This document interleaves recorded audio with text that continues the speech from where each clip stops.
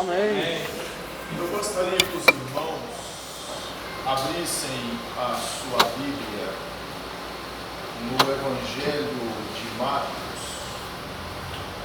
no capítulo 5, versículo 1 em diante.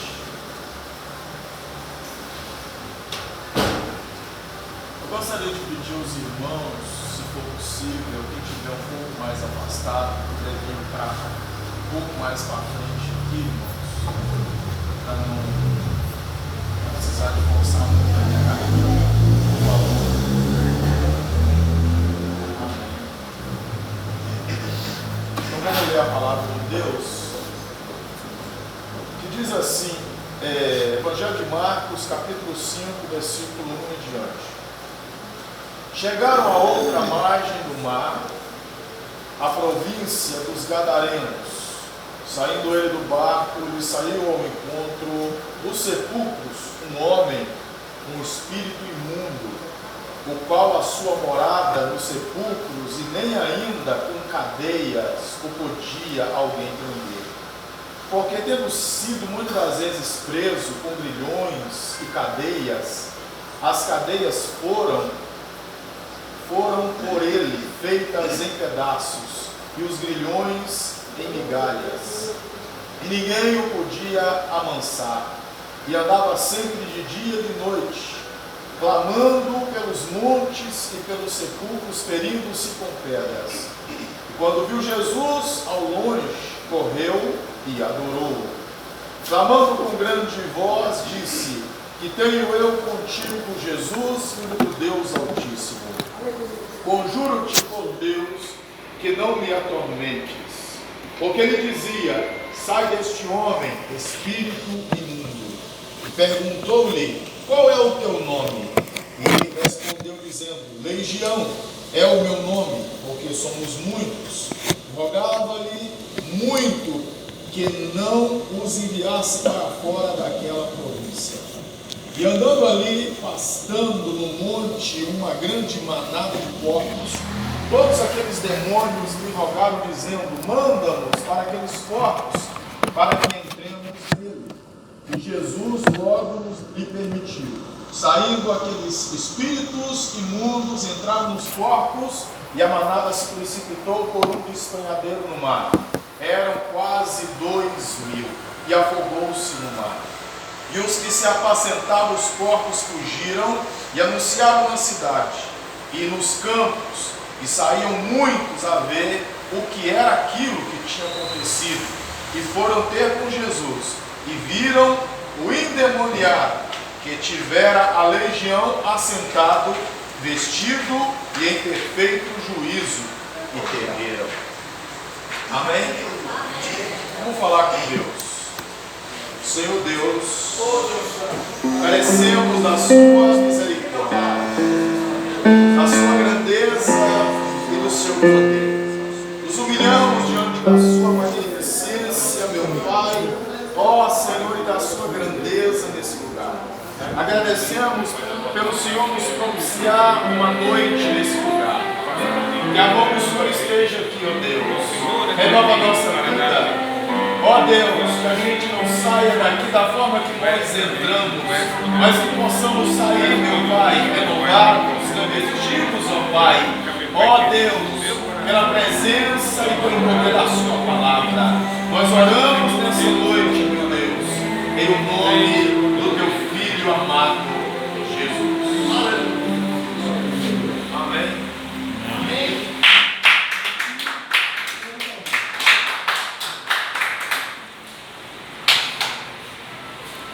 Eu quero meditar com os irmãos aqui nessa noite sobre essa mensagem dentro de uma temática, seja, passemos para o outro lado. O que significa isso? Essa ordem que Jesus dá aos discípulos numa aplicação pessoal para a nossa vida. Antes de entrar no texto aqui que nós acabamos de ler, aqui da palavra de Deus, que todos nós aqui conhecemos sobre o endemoniado de Gadara. Gadara era uma das cidades gentílicas da época, em que a Bíblia chama de Decápolis, que é uma palavra do original do grego, que significa uma confederação de 10 cidades. Entre essas cidades estava Damasco, Filadélfia, Rafana, Citópolis, Gadara, Ipos, Dion, Pela, Galácia e Canata. Era uma confederação de 10 cidades. Mas antes de adentrarmos no texto que nós acabamos de ler, eu gostaria de falar para os irmãos um pouco da história de Gadara. E aí dá para a gente ter uma conclusão que levou a esse homem, a essa possessão maligna, e Jesus Cristo ir a esse lugar, um lugar onde era temido pelos judeus, onde os judeus não se compactuavam a ir a esse lugar, porque era um lugar gentil, era um lugar onde não se observava as leis dietéticas judaicas naquele lugar, era um lugar de veneração a deuses pagãos, e Jesus foi a esse lugar com os seus discípulos.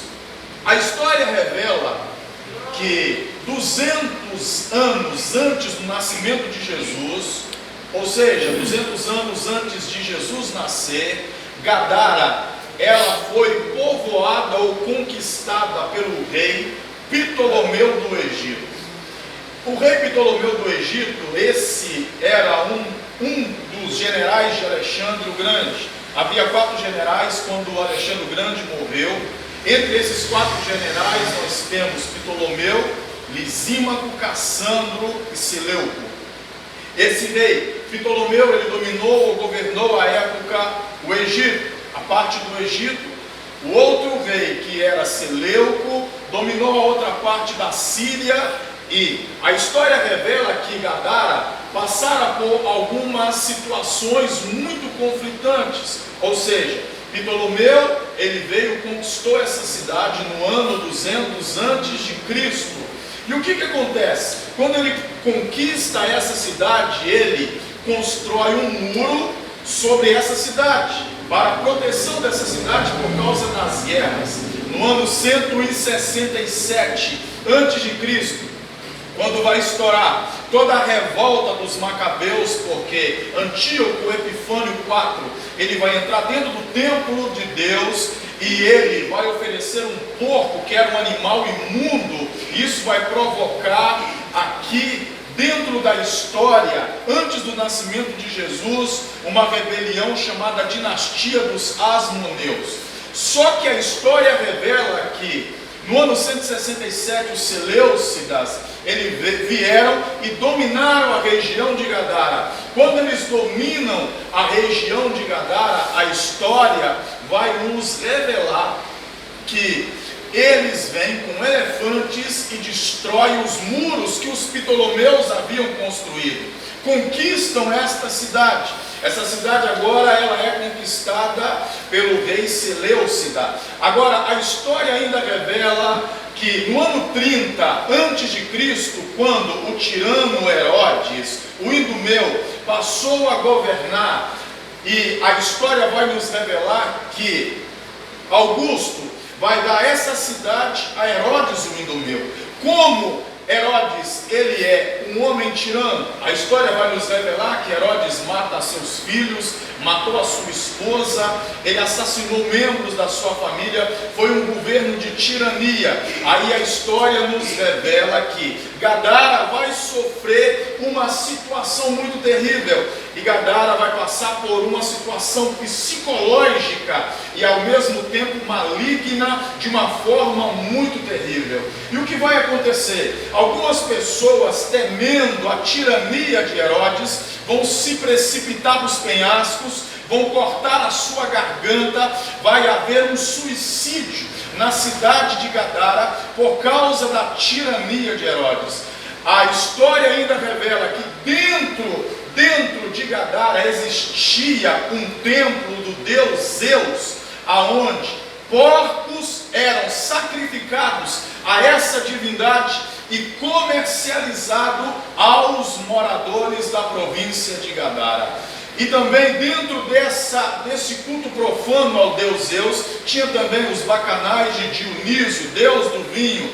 E nesse ambiente promíscuo e nesse ambiente tão terrível é que Gadara vai se desenvolvendo até chegar ao ano 4, quando Herodes morre.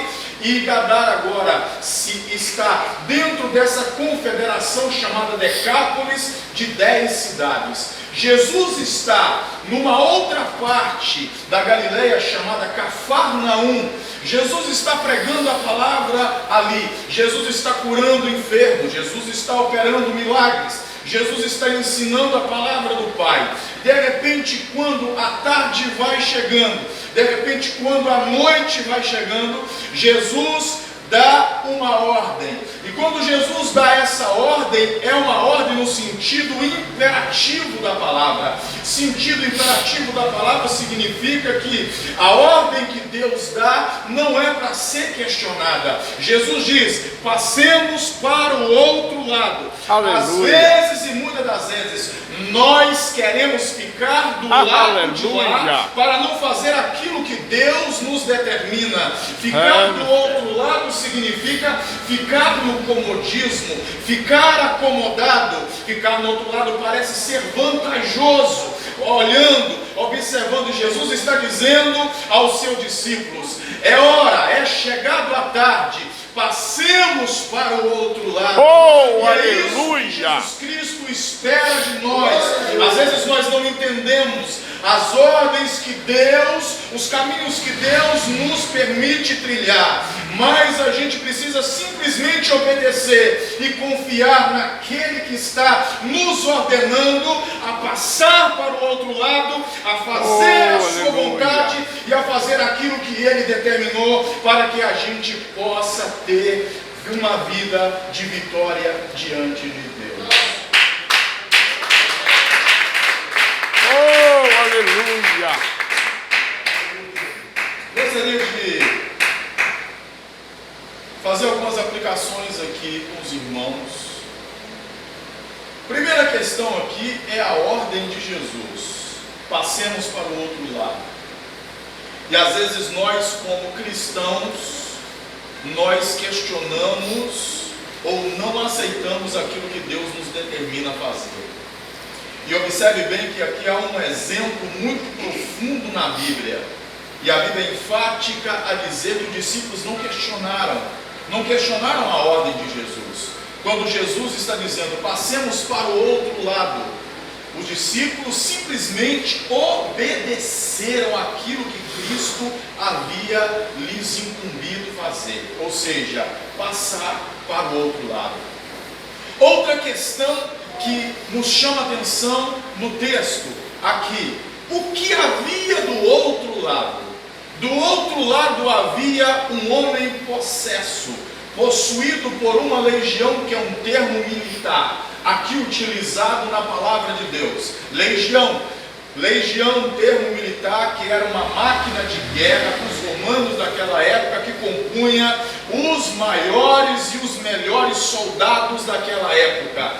E dentro dessa legião é aproximadamente 6.000 soldados, que exemplificam a força maligna que estava sobre este homem, de aproximadamente 6.000 demônios alojados, que fizeram com que este homem tivesse ou estivesse em um estado de possessão, ao ponto de perder a sua sanidade mental, ao ponto de perder a sua vida social, ao ponto de morrer socialmente para a sociedade, ao ponto de estar totalmente desequilibrado, segundo a palavra do nosso Deus. A segunda coisa que nos chama a atenção aqui, depois que Jesus dá ordem para passar para o outro lado, é o que havia do outro lado. Às vezes, quando Deus nos ordena a trilhar o caminho que Ele nos manda, nós não sabemos o que esperar do outro lado. Deus sabe o que está do outro lado. Deus sabe o impossível que está do outro lado. Deus sabe aquilo que está do outro lado. Mas Ele espera que nós cumpramos a sua vontade. Cumprindo a sua vontade, nós iremos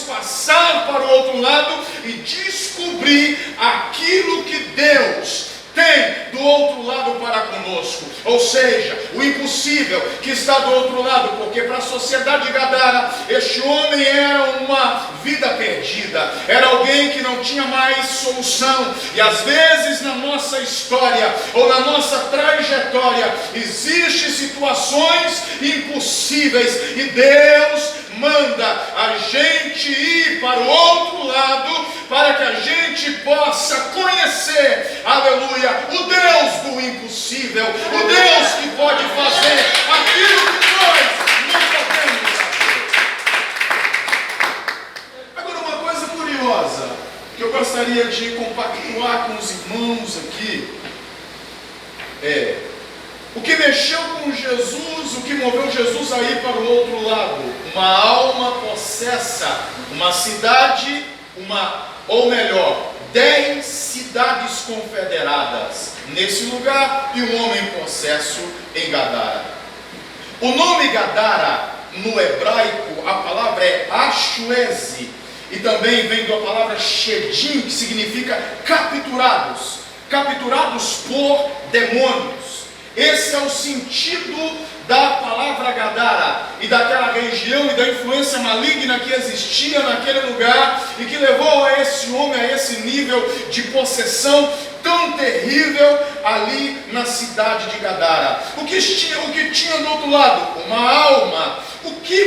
Quanto vale uma alma diante de Deus? É uma pergunta que eu faço aos irmãos aqui nessa noite. Quanto é que vale uma alma diante de Deus? Diante da sociedade que nós estamos vivendo, diante do mundo promíscuo e profano que nós estamos vivendo, diante da maldade inserida e exacerbada na vida dos seres humanos, nós estamos vendo a maldade e a crueldade dos homens, e uma vida para muitas pessoas não passa de 50 centavos, de R$1, R$5, R$10, mas a palavra de Deus, ela vai nos revelar que uma alma não tem preço, porque a Bíblia revela que quem pagou o preço, nós não fomos comprados, não foi com ouro, não foi com prata, mas foi com o precioso sangue de Jesus Cristo, o nosso Senhor. Não há valor para a alma, oh bendito seja o nome de Jesus Cristo aqui nessa noite. Olha o que Jesus Cristo diz em Marcos capítulo 8, versículo 36 e versículo 37. O que adianta a pessoa ganhar o mundo inteiro e perder a sua alma? O que daria o homem em troca da sua alma? Salomão, escrevendo no livro de Provérbios, aqui, aleluia, bendito seja o nome do Senhor, capítulo 11, versículo 30, ele diz assim: o fruto do justo é a árvore da vida, quem ganha almas sábio é. Quanto vale uma alma diante de Deus? Aleluia, não há valor, não há preço, não há dinheiro que pague o valor de uma alma. Bendito seja o nome de Jesus Cristo, o nosso Senhor, aqui nessa noite, neste lugar. Oh, eu gostaria de compartilhar com você uma história. Não é uma história inventada e nem uma história que alguém criou. É uma história real, que aconteceu na história da humanidade. Quando a Segunda Guerra Mundial ela estourou através do Terceiro Reich de Hitler, aproximadamente no ano de 1939 e terminou no ano de 1945. A Terceira Guerra Mundial estima-se que dizimou 70 milhões de pessoas. 70 milhões de pessoas. Estima-se o valor, ou o número pode ser maior. Só judeus foram 6 milhões de judeus que foram levados às câmaras de gases, foram levados aos campos de concentrações e foram mortos. Crianças, mulheres com crianças no colo, os soldados da SS atiravam na criança e matavam a criança no colo da mãe e, consequentemente, a mãe também era morta. Aleluia! A história, no meio de toda essa carnificina, crimes de guerra, julgado pelas nações, a história vai nos revelar que um homem alemão que nasceu na Cracóvia, este homem era Oskar Schindler, este homem alemão que nasceu no ano de 1908, a história revela que esse homem alemão, ele fez diferente. Enquanto Hitler e todos os seus assassinos estavam assassinando os judeus, matando os judeus, dizimando ali a população judaica no intuito de dizimar o povo de Deus, aleluia, a história nos revela que este homem, tendo uma fábrica e tendo dinheiro, este homem, um latifundiário, ele usa o seu dinheiro e começa a comprar dos soldados da SS vidas, almas, judeus. Ele começa a trazer os judeus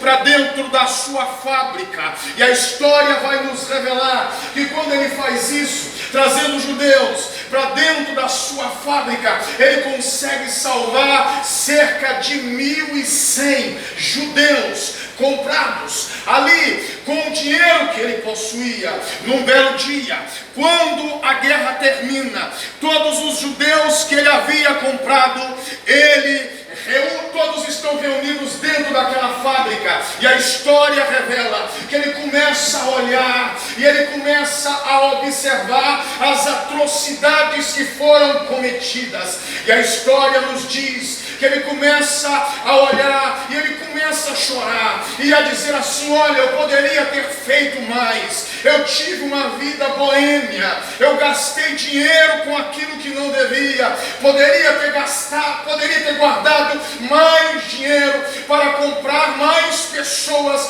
mais vidas. E ele começa a chorar, e ele começa a olhar para o carro que ele possuía ainda, e ele começa ali num tom a dizer: com este carro, por que eu estou com ele? Com este carro eu poderia ter vendido e com ele salvaria 10 almas. Ele olha para o anel de ouro que ele tem no seu dedo e ele diz assim: por que eu não me desfiz deste anel? Por que eu não me desfiz dele? Com este anel eu conseguiria comprar mais 2 almas.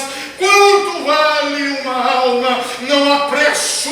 Aleluia, bendito seja o nome do Senhor. Jesus viu aquilo que ninguém poderia ver e aquilo que os homens não queriam ver: a alma de alguém aprisionado pelo diabo. Oh, glória. O valor de uma alma não tem preço. Aquilo que diante da sociedade é irrecuperável, Jesus pode fazer um vaso na sua presença. Aquilo que para muitos não presta, Jesus pode fazer. Aleluia, como o oleiro pega o barro e faz o vaso da maneira que ele quer, ele pode fazer, aleluia, uma obra. Aleluia, bendito seja o nome do Senhor. Terceira observação aqui do texto que nós lemos é a tempestade no caminho para impedir com que os discípulos não chegassem do outro lado. Eu quero falar uma coisa aqui nessa noite aos irmãos, que às vezes nós, com a nossa mentalidade religiosa, pensamos que fazer a vontade de Deus é tranquilo. Ou seja, quando a gente se dispõe a fazer aquilo que Deus quer que a gente faça, a gente vai ser uma vida de vitória. Não teremos embate, não teremos luta, não teremos adversidade. Jesus, ele advertiu, e ele diz assim em Mateus capítulo 7, versículo 24 em diante: aquele que ouve essas minhas palavras e as pratica, compará-lo-ei ao homem prudente, que edificou a sua casa na rocha. Veio chuvas, rios, combateram contra ela, e ela não caiu, porque estava edificada no platô, que é a rocha.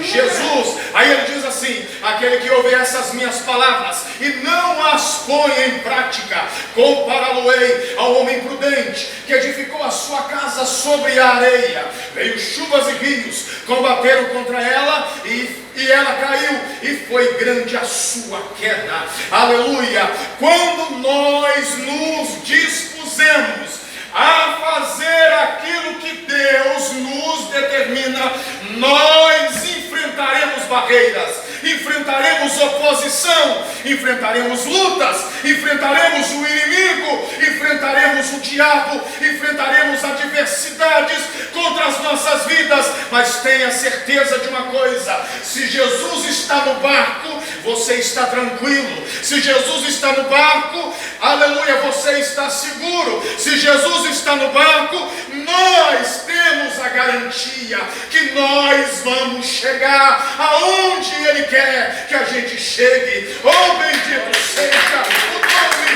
do Senhor.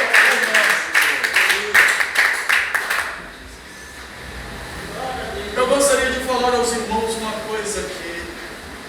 Jesus entra dentro do barco, isso é tarde, a noite já está chegando. Jesus está do outro lado, em Cafarnaum. Jesus vai passar para o lado da Transjordânia. O lado da Transjordânia, onde está a cidade de Gadara, no sopé de um monte. E a Bíblia revela que Jesus vai deitar na polpa de um barco. Isso significa que Jesus estava dormindo na parte de trás do barco, aonde os discípulos estavam. Uma coisa que nós devemos entender é que quem veleja sem Jesus, veleja sozinho, e não há garantia de vitória. Quem veleja com Cristo enfrenta lutas, enfrenta ventos, enfrenta temporais, mas Jesus está no barco. E quando Jesus está no barco, nós temos o selo da garantia e da vitória de Deus. Quando Jesus está no barco, nós passamos pelas piores tempestades e elas não provocam a glória do nosso barco, porque Jesus está no barco da nossa história. Aleluia! Uma pergunta que eu pergunto para mim e para você nessa noite: Jesus está no nosso barco?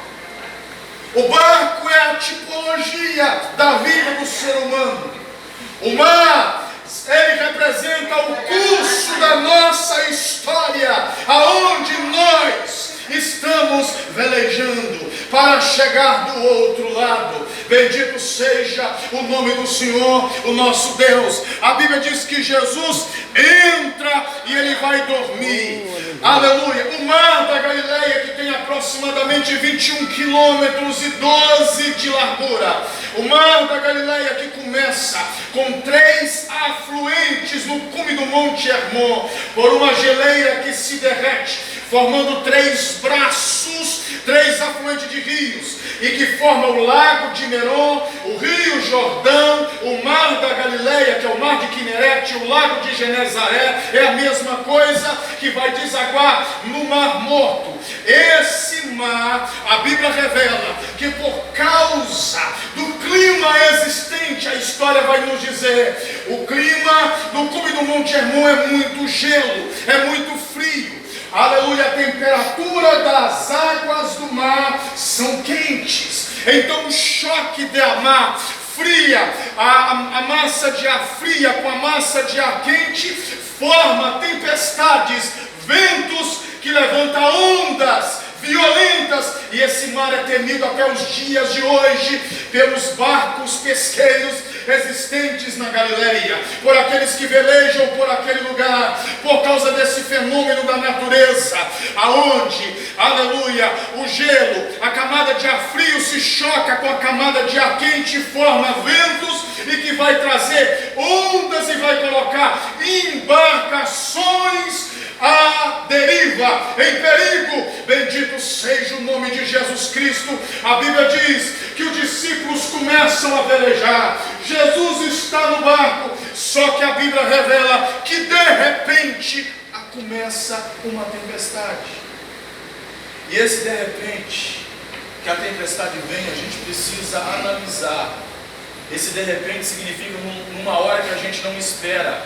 E você pode observar uma coisa, que na hora que você não espera é a hora que o vento vem. Na hora que você não está esperando, que parece que está bonança, que tudo está tranquilo, é a hora que o vento levanta, é a hora que a tempestade vem, justamente para impedir você de chegar aonde Deus quer que você chegue. Aleluia, bendito seja o nome do Senhor. Aqui a Bíblia revela que os discípulos, alguns deles eram homens hábeis na pesca, pescadores, aleluia, e eles eram acostumados com o barco, com a pescaria, com essas situações. E a Bíblia diz que eles fazem todo recurso quando um barco está, aleluia, sofrendo uma tempestade violenta, que a Bíblia revela ondas que passavam por cima do barco, que os historiadores chegam a dizer 6 a 7 metros. Essas ondas poderiam ser, aleluia, tão violentas que vinham se chocar e colocavam a embarcação em perigo. Aqui eu destaco uma situação. Às vezes nós olhamos muito para o vento, olhamos muito para aquilo que nós estamos vendo, porque isso é a nossa humanidade. Como seres humanos, nós temos a tendência de olhar para a tempestade, olhar a circunstância, olhar os problemas que se levantam, olhar a luta que está se levantando para tentar nos afrontar e dificultar a nossa chegada do outro lado. Aleluia, só que nós esquecemos que Jesus está dentro do barco, que Cristo está no barco. Aleluia. E quando Cristo está no barco, você enfrenta lutas, você enfrenta dificuldades, mas você não enfrenta sozinho. Jesus está contigo e Ele no tempo certo acalma a tempestade. Aleluia, porque Ele é Deus. Outra coisa que a gente precisa analisar aqui é que quando o vento levanta, ao invés da gente pensar assim, olha, é porque quando a gente está passando por lutas, eu estou falando de lutas, de vento, eu não estou falando de pecados que o ser humano comete e que vem o juízo de Deus consequentemente sobre a sua vida, lutas normais que nós como cristãos atravessamos. Pelo contrário do que a gente pensa ou que a gente imagina, a luta, o vento vai revelar quem está no barco. É o contrário. Às vezes os seres humanos a gente tem essa mentalidade de dizer assim, olha, a luta que aquele está passando é o juízo de Deus sobre a sua vida, ou a luta que aquele está passando é uma luta que é invencível.